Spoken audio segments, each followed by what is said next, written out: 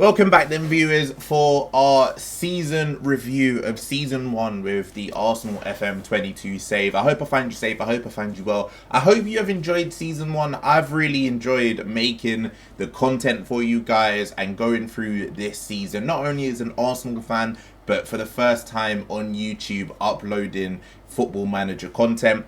If, as usual, you are enjoying this video, feel free to hit that like button. Or if you are enjoying the content on the channel in general, feel free to subscribe as well. So this is just basically going to be a quick little roundup then of our first season for you, in case there was any sort of highlights that you missed, or if you had anything that you might want to check back on previous episodes for, feel free and do so. But now that the season is over, looking at the Premier League, we finished in 3rd place, 2 points behind Manchester City and 12 points behind Liverpool. Liverpool then won the domestic treble, and I still think they've got a Champions League game, or has that already happened? No, they've still got a Champions League final next week against Bayern Munich. So they are on course for a quadruple, and this is the level of competition that we are being challenged by. If we want to push on for the Premier League, obviously we've qualified for the Champions League now. We need to get to the level of the likes of Liverpool. Manchester City finishing on runner-up with 92 points. That's astonishing. We've done well to reach 90 points, which is probably one of the highest in Arsenal's history, and we've still finished 3rd. We've lost, I think, ground in terms of winning the Premier League with some poor results. A 1-1 draw against Aston Villa where we weren't really good.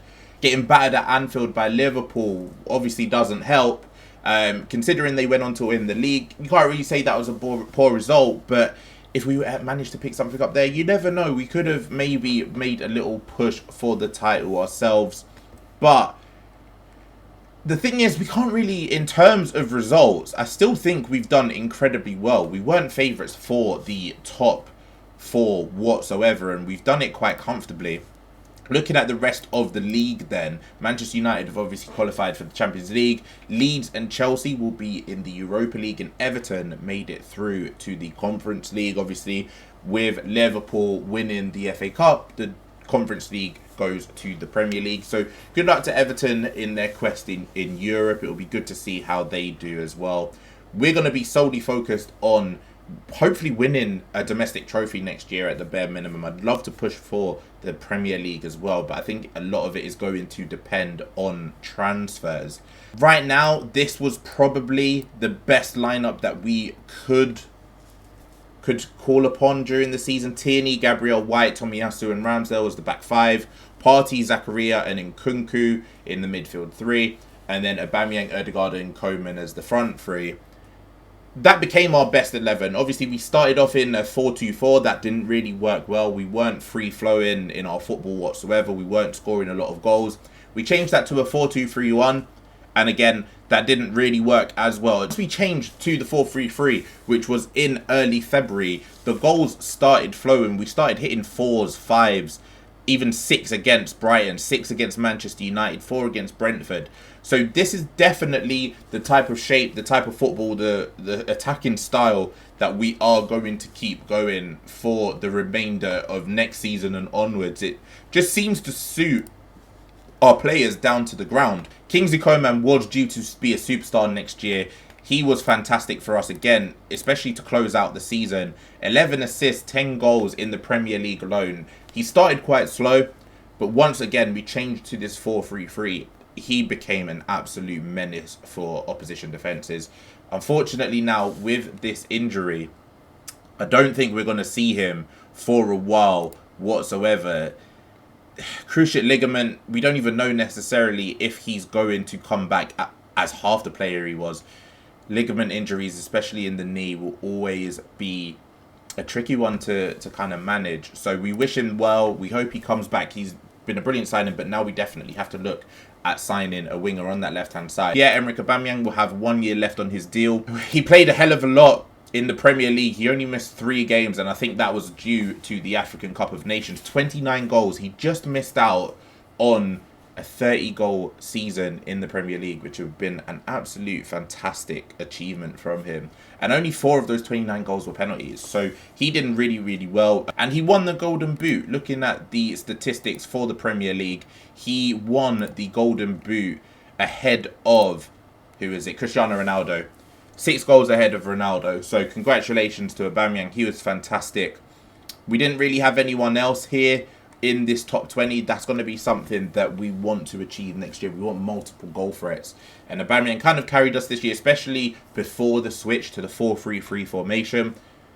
Aubameyang was the primary goal scorer. Once we made a change and Kanu was getting involved more, Coman was getting involved more, even Ødegaard and who else was it? Bukayo Saka as well. They started getting involved more. Looking at the other stats in terms of numbers, Kevin De Bruyne just missed out on the assist record by 1. Martin Ødegaard finished second with 15. And you see, this completely changed once we switched formation. Now we've got 3 in the top 10.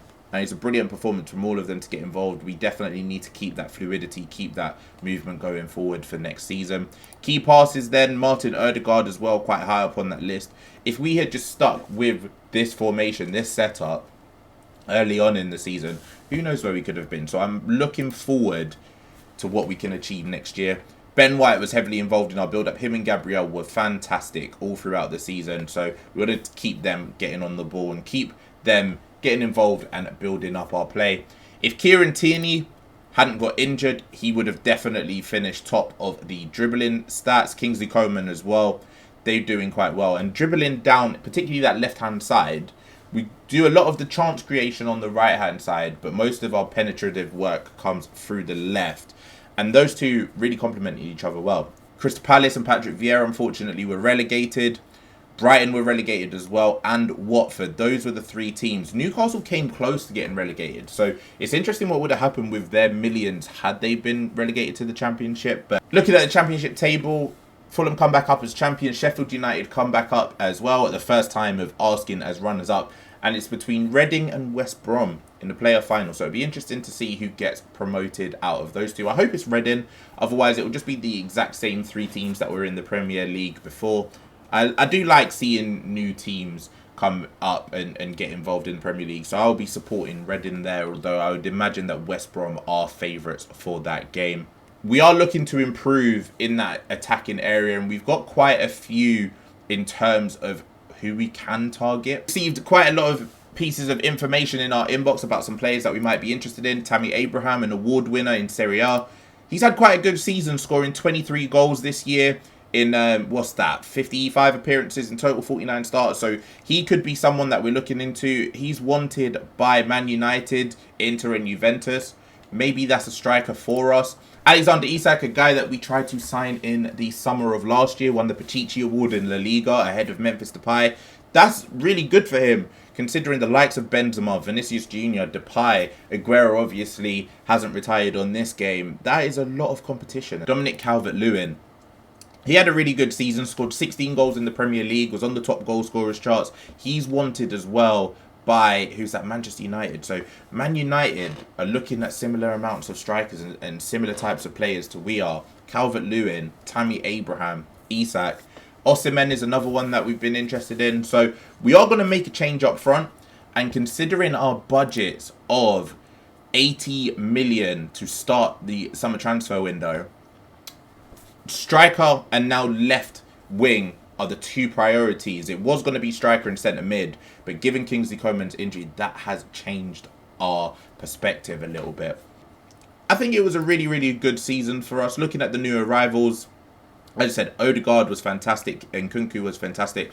Fabregas was actually a really good signing. He scored quite a few important goals, got a few assists for us as well. And then obviously Kingsley Coman being the main attacking signing that we made.